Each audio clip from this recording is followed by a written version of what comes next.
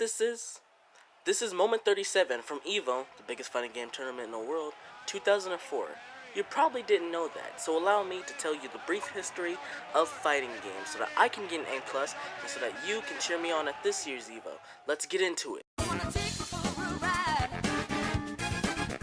Street Fighter 1 was the first actual fighting game, and it was about as good as you can expect from the 80s. Street Fighter 2 was the first real fighting game with diverse sprites and characters. This is really what gave Street Fighter its legacy. Next big fighting game is Virtua Fighter, and it was in 3D and laid the groundwork for another big 3D fighter. Then Tekken came out and was arguably better than Virtua Fighter. Then came the Street Fighter Alpha games. You get 1, 2, and 3, have fun. But in between 2 and 3, Capcom decided to stop laughing at us and release Street Fighter 3 3 times. But in between 3 and 3, Capcom released Marvel vs. Street Fighter, which then turned into Marvel vs. Capcom. Oh, and then Guilty Gear was released as well. The original Super Smash Bros. Came out in 1999, and Super Smash Bros. Melee came out in 2003. You can argue these games are party games or fighter games, but I like to consider them party fighter games.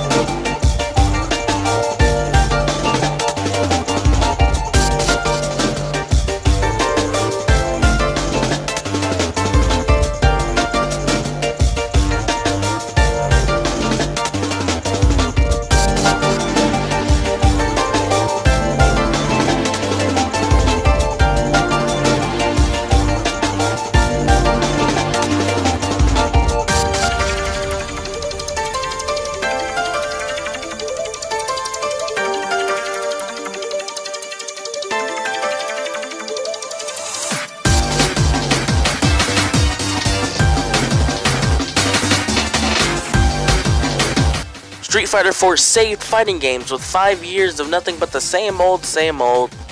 Also, Smash Bros. Brawl came out. BlazBlue also made their debut in the year 2008. 2008 was just a very good year for fighting games in general. Capcom and Bandai Namco tried to merge their games in a game called Street Fighter X Tekken, or Street Fighter Cross Tekken, and it was garbage. The gameplay was alright, but everything else was just sort of garbage. So Capcom released Ultra Street Fighter 4 to make up for it. Inner side, and then you just saw again Takedo versus Daigo sitting at the very top. US players on that winner side and a bunch of Japanese players on the...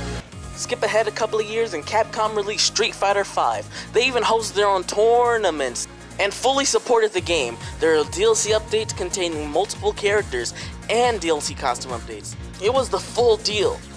Nintendo released the much anticipated Smash 4 for Wii U and 3DS. They're basically the same game, but the Wii U version was held back because the 3DS version, I have no idea why.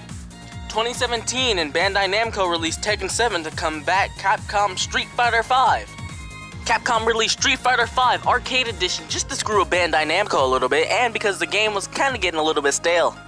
Dragon Ball FighterZ and BlazBlue Cross Tag Battle came out in 2017 and 2018 respectively, and they're both from Arc System Works, so you already know it's quality. December 7th, 2018, Nintendo released Super Smash Bros. Ultimate for the Nintendo Switch. Now that every community has their own special fighting game in 2018 and EVO 2018 on the horizon, we can truly see who has the most hype behind them. Capcom, Nintendo, Bandai Namco, or Arc System Works. Thank you so much for watching. I did this for my history class, that's why the quality is kinda garbage.